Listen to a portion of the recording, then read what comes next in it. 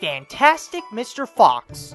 A few months ago, I released a video about my opinions on the animated films that got nominated for Best Animated Film in the 2010 Academy Awards. However, there are two films that I didn't talk about because I've never seen them. The Secrets of Kells and Fantastic Mr. Fox. Well, I've finally seen one of them, and here's what I think about it. The story. Although that I've never read the original book by Roald Dahl, I find the story to be adapted pretty well, but also oddly. The first half of the film feels like there's nothing happening at all. I mean, there's not even some background music going on, which makes you wonder how did this film get the nomination for Best Original Score? But by the second half of the film, or when Mr. Fox is on one of his master plans, that's when all the cluster cuss is happening. That's when it's more action-packed, you feel like it's getting somewhere, and it makes the film pretty interesting. Then there's a side story with Fox's son, Ash, where some new guy appears, and everybody's paying more attention to him more than the other guy. Honestly, I hate that kind of story, because in some cases, you know what's gonna happen in the end, and you don't know whose side you're gonna be with.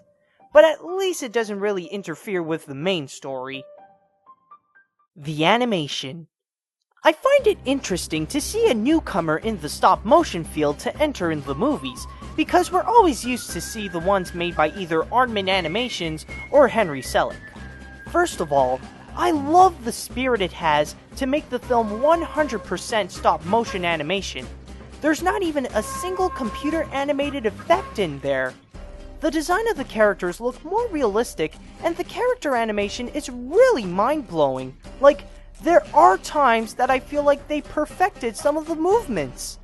Also, they did a good job on making the mouth movements of the animals, because I don't think that's easy to do. The effects, however, I feel like it's pretty mixed. Like, the fire and smoke effects aren't as good as other stop-motion films, but I think that this film has the best stop-motion water effects I've seen, and that's a pretty big thing to accomplish. The characters. I just want to start off that I feel that more than half of the characters feel insecure about themselves.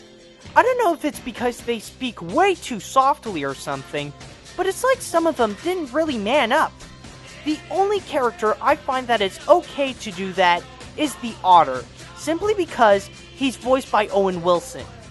Then there are characters like Mr. Fox, who are smart, cunning, and really likable.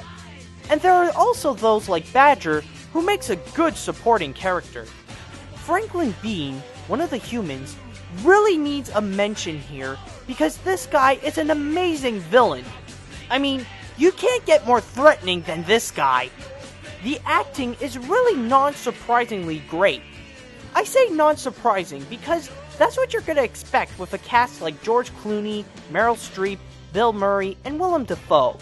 I mean, they give these characters life in a snap, and I wouldn't like it any other way. Fantastic Mr. Fox is a pretty enjoyable film. The first half might be a little slow, but then after that, that's when the true fun of the film begins. One thing I have to add though, is that the directing is so weird.